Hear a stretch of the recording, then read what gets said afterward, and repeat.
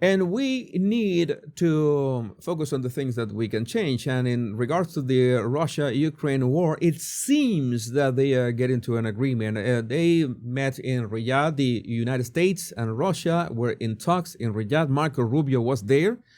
Russia-U.S. talks in Riyadh commenced. This is from MFA Russia. And we got some words from Marco Rubio as well, because everybody wants this to end except for Zelensky for some reason. And we are going to be talking about Zelensky that was not here, by the way. And he was really offended. He claims to be offended. Zelensky claims to be offended that Trump spoke to Putin first before that talking to him. You remember that Trump met Zelensky a long time ago, months ago, before Trump was inaugurated. You remember that? Doesn't that count for that midget? I mean, why Zelensky doesn't count that as, sitting down and speaking to him and let's get this sorted out? That part I did not understand. Secretary Rubio, for 3.5 years while this conflict has raged, let's listen to his words. For himself. 3.5 years while this conflict has raged, or 3 years while it's raged, no one else has been able to bring something together like what we saw today, because Donald Trump is the only leader in the world that can. So no one is being sidelined here. But President Trump is in a position that he campaigned on to initiate a process that could bring about an end to this conflict. And from that could emerge some very positive things for the United States, for Europe, for Ukraine, for the world. But first it begins by the end of this conflict. And so the only thing President Trump's trying to do is bring about peace. It's what he campaigned on. It's something the world should be thanking President Trump for doing. He's been able to achieve what for 2.5, 3 years, no one else has been able to achieve, which is to begin this process, a serious process. Obviously, a lot of work remains before we have a result. I have certain reservations when Marco Rubio speaks only with his right hand over the table and keeps the other hand under the table. But let's give him the benefit of the doubt. Some people are saying that it's only that Trump is caving into his Russian puppet masters. You know that the Russia hoax is still going strong. And Trump is essentially just giving Putin all that he wants. We're going to be talking about that in a moment. But also, Russian Foreign Minister Lavrov says negotiations with the United States and Saudi Arabia were a success. And that must have put Zelensky really, really mad. Well, to prevent any attempts to disrupt this resumption of relationships between Russia and the US, we need to continue. And after this meeting, I can say that it's been quite a success. The conceptual approach to further steps, it was laid down by the presidents during their phone call, and we felt great attitude and willingness of our American counterparts to push this forward actively, and we're going to do the same. So there's also a comment by Veronica, who is from Ukraine, and she knows the stuff. Zelensky should be offended that he never tried to negotiate peace for his own people on his own, which was the reason he was elected. The war started in 2014 in the East, by the way. It's 10 effing years so far, and still, what is Zelensky focused in? I found this meme really funny, by the way. I'm sorry, I always find memes. I need to share them with you. A suspicious individual was spotted at the table during the talks in Saudi Arabia. Who could it be? And, well, yes, I'm going to zoom in so you can... Yeah, he looks familiar. He looks familiar. I know that I've seen him somewhere, but I don't know. I don't know. It's like he rings familiar. I don't know, but I know that I've seen him. Also, Zelensky, I will never accept any decisions between the United States and Russia about Ukraine. Never. He will not accept those decisions. So then how are we going to get out of this? Without you, we need we need your support in all cases. We need you. Can this be done without Zelensky? Can this? Thing that President Trump said this week. He did not say yes when he was asked if he sees Ukraine as an equal member in the peace process. He did say later that Ukraine would have a seat at the table.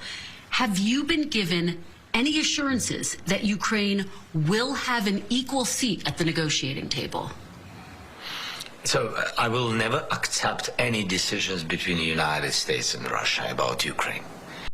That was not the question. He's giving an answer to a question that was not asked, just to make sure that you understand that he's deflecting. Never, and our people, never, and our adults and children and everybody. It can't be so. This is the war in Ukraine against us, and it is our human losses.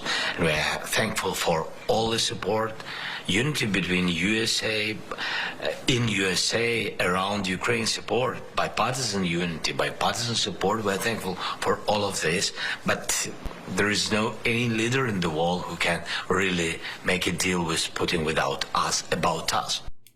Well, I don't know, but maybe if you're saying that Ukraine. You're saying that Ukraine should be independent, should be considered, right?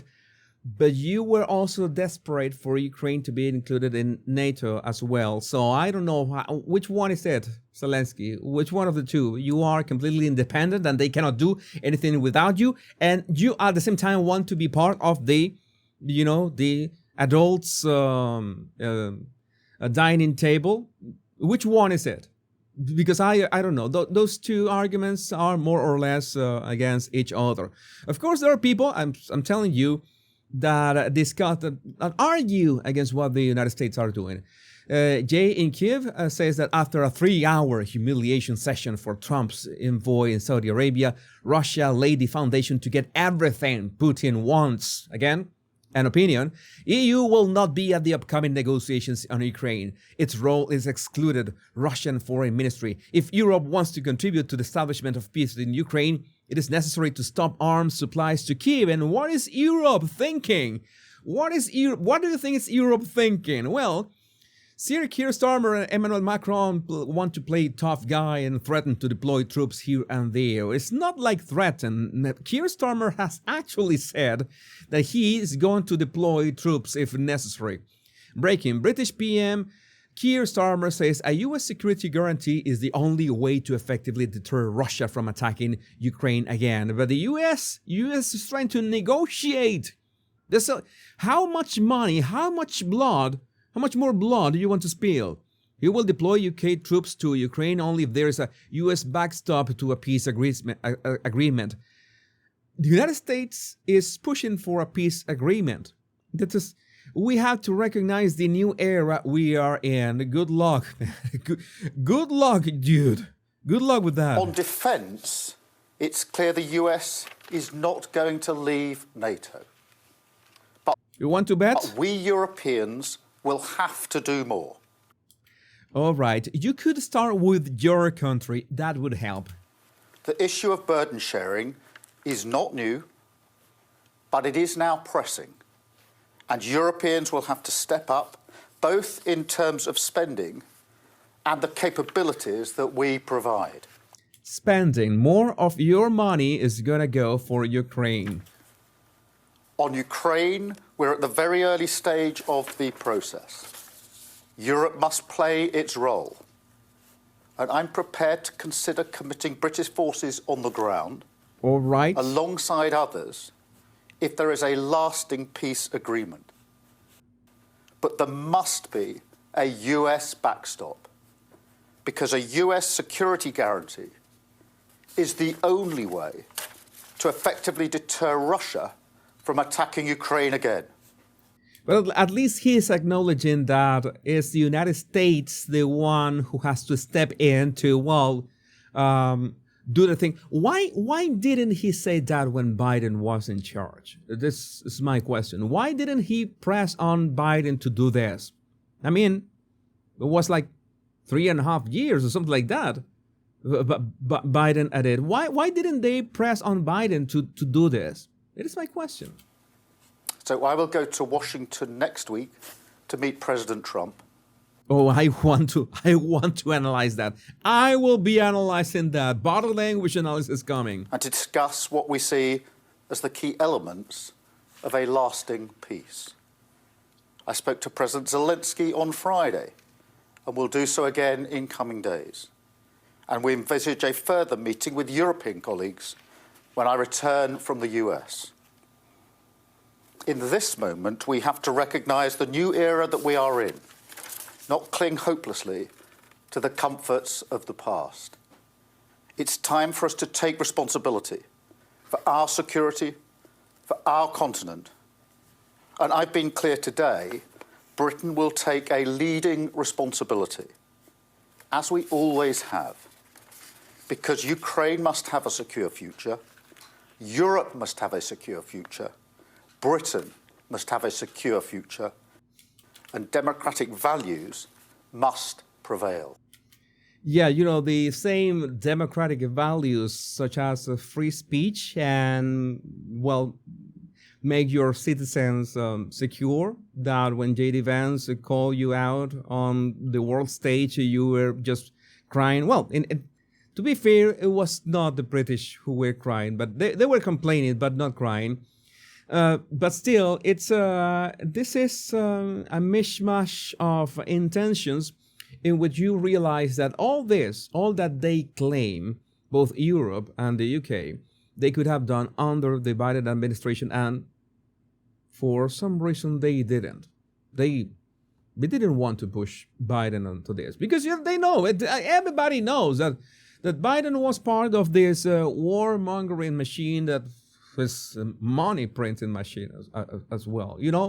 That all these industries that create weapons, they were getting all this ordnance and steel, and they needed to do something with the things that go boom and pew pew. So it needed to start a war somewhere, this case by proxy. But that's a bit complicated. We expect to see an end to this war really soon, and I will be there to cover it. But I would like to know what you think about this in the comments.